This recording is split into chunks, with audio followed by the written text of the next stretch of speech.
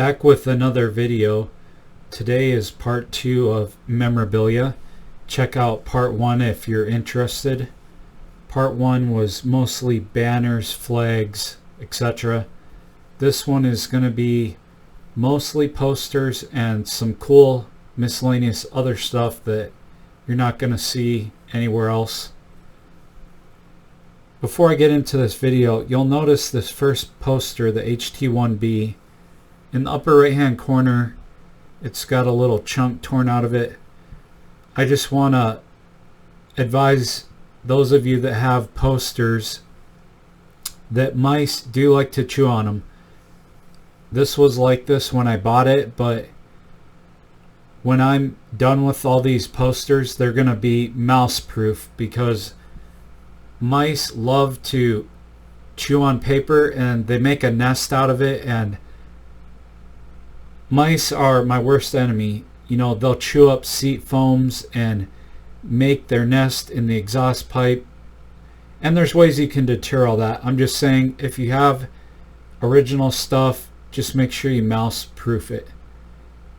And one last closing comment. I hated them even more in Iraq, Afghanistan, Africa, etc. because what eats the mice? It's the cobras, the vipers, snakes. So by killing the rodents, it kept the snakes away.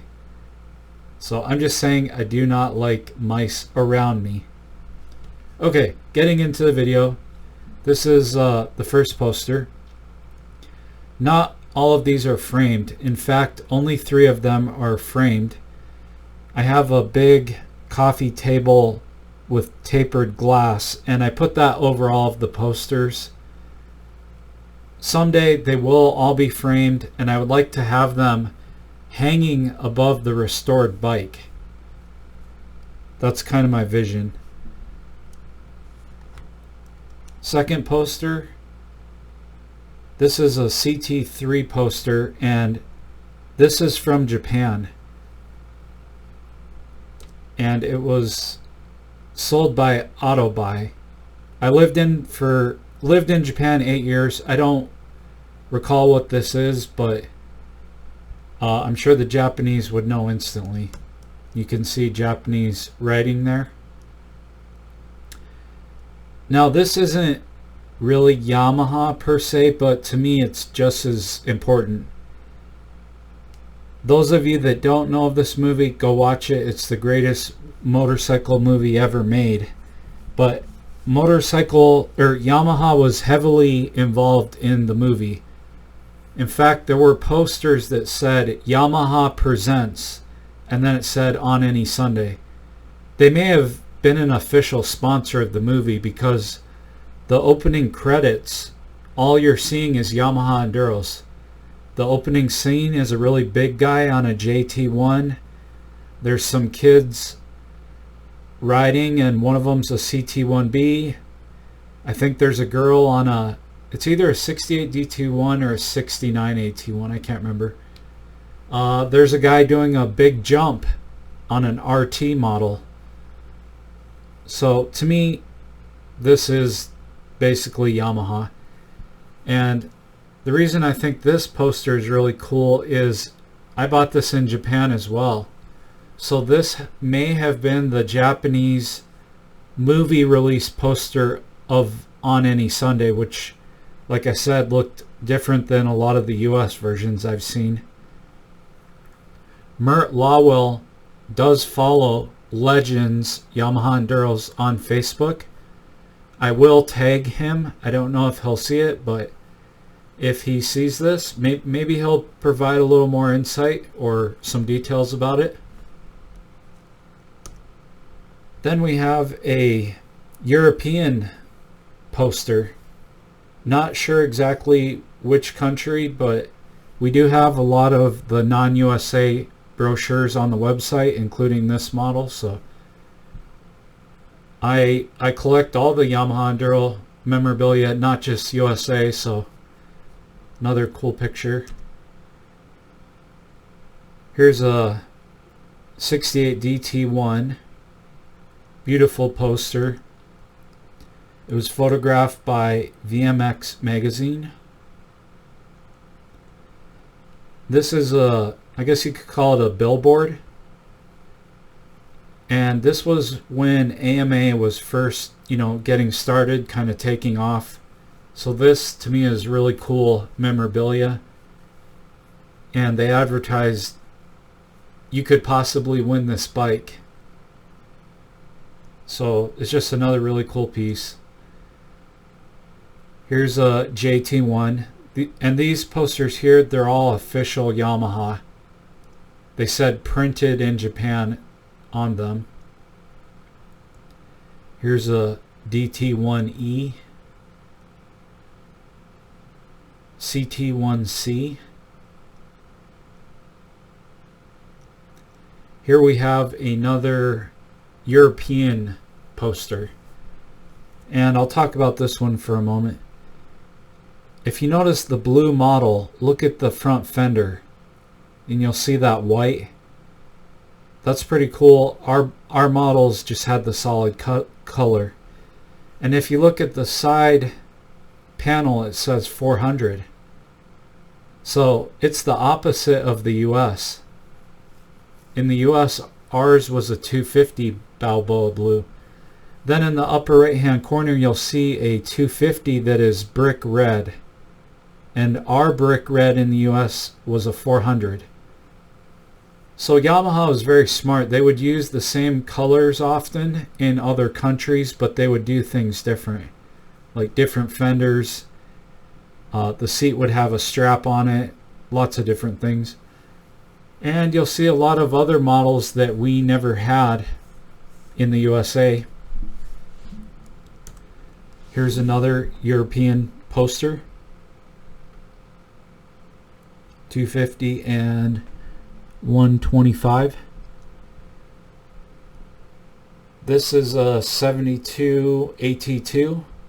Put something exciting between your legs. Photo was by Pat Powers. 1972, made by Celestial Arts out of California.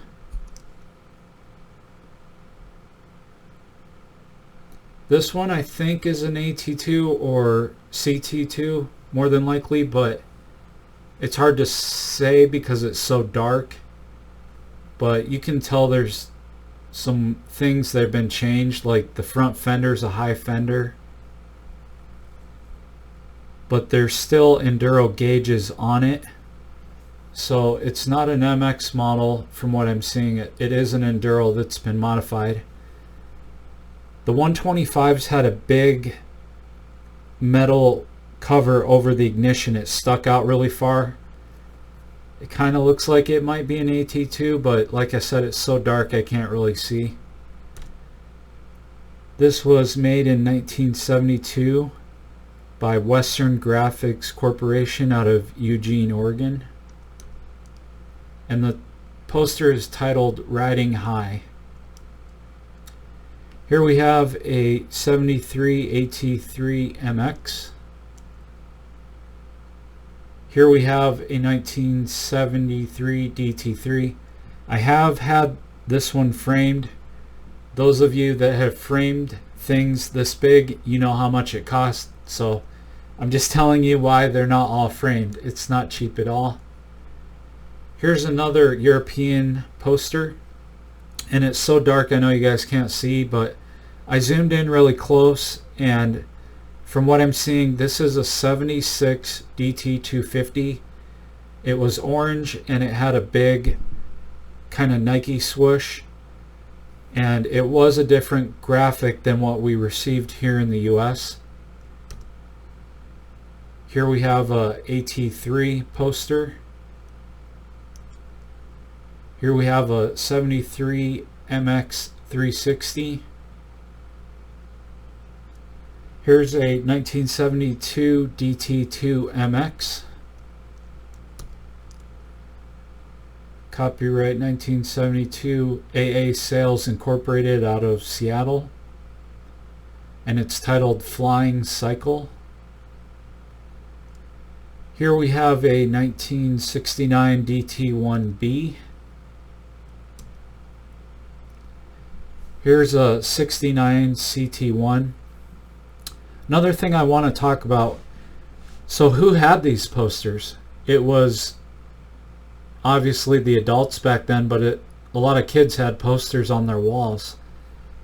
So let's kind of talk about what happened to a lot of these posters. They would be hung up on someone's wall. Some of them might have been framed, but my suspicion is back then they didn't know how historical this stuff would become. So I'm guessing a lot of them were just taped to the wall. And these teenagers would grow up and they would go off to college or get married. So they would rip them off the wall. They would probably get shoved in a box or stuffed in the attic. Then they would sell the house and move away, and like I said, the mice might have got to it.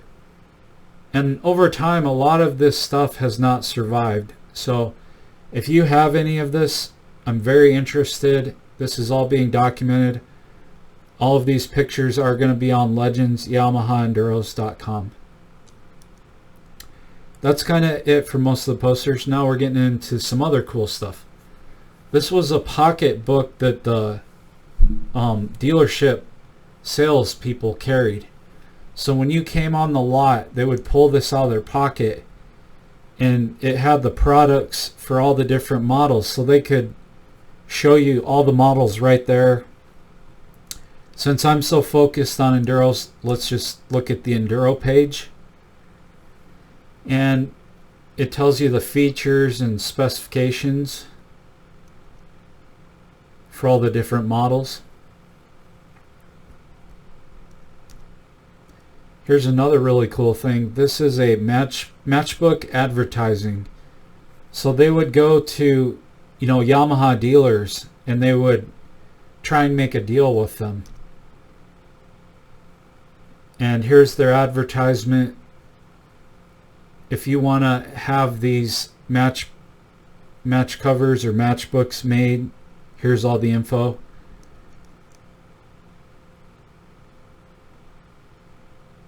And then it'd tell you where to mail your check and everything. On the left we have the 1970 CT1B matchbook. On the right is the 68 DT1. This one looks to be a CT3.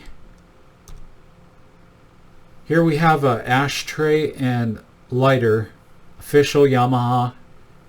I just uploaded the 73 Yamaha accessory catalog that has all the accessories, and I believe I saw this in there. It might have been something else. I can't remember. I upload so much, so don't quote me on that, but I something I've been looking at like today had this, so you'll have to snoop around on the site to see it. But this is all official Yamaha memorabilia right here. This is really cool. In 1968, when you were buying the DT1, this is what was basically the sales tag hanging off the handlebars. Here's the back side of it. Here's another cool tag, and it's got some Japanese all over it. So when they came from Japan in the crate, they would have an inspection certificate on it. This particular certificate is not a Yamaha Enduro, it's a AS1C, but I'm just showing you this is what they look like. The Enduro models, I'm assuming, looked identical or very similar. So if you have any, shoot me a picture, whatever, and I'll upload it to the site. Here's the back side. Here's a sticker from 1968. There was a big sheet of them. This is just a couple that have been cut out of the sheet. And like I said, these aren't reproductions, these are the originals. I wish I were a Yamaha. Little sticker. I'm a better machine. This is from 1970-ish. Here we have some patches. Service Excellence Yamaha. Yamaha Motorcycle Technical Training. Key fob. Here's another tag that would be hanging off the handlebars when they sold the bike. This is most likely from 1970. Here's a pin. Yamaha Escape Artist. Someday you'll own a Yamaha. Another someday you'll own a Yamaha. The cat. That's the TY models. I am an exciter. This is really cool. This was a glider, kind of like a paper airplane, you could say, that you would build and throw it in the air and it would glide. Here's a tire pressure gauge. Now this isn't memorabilia from back in the 70s. This is kind of current stuff, like in recent times. The reason I'm throwing this on here, yeah, I could make a poster out of any picture I want, and I'm not interested in that stuff. The reason I'm showing this is big chain retail stores are making this and selling it, so it is kind of historical.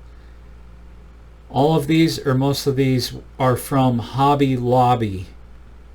So I'm just documenting that even in current times, companies are still making memorabilia.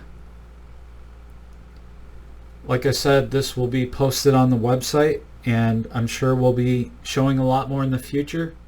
Thanks for watching. Someday, you'll own a Yamaha.